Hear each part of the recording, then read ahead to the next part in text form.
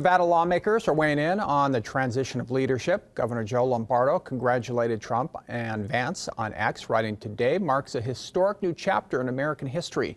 Meantime, Democratic Senator Catherine Cortez Masto took the time to highlight the peaceful transfer of power on Capitol Hill today. Writing in part, "I look forward to working with the incoming administration to lower prices, keep jobs, create jobs, and keep our communities safe. But make no mistake, if President Trump uses his position to hurt hardworking Nevadans, I will always stand strong to protect them." Now to a developing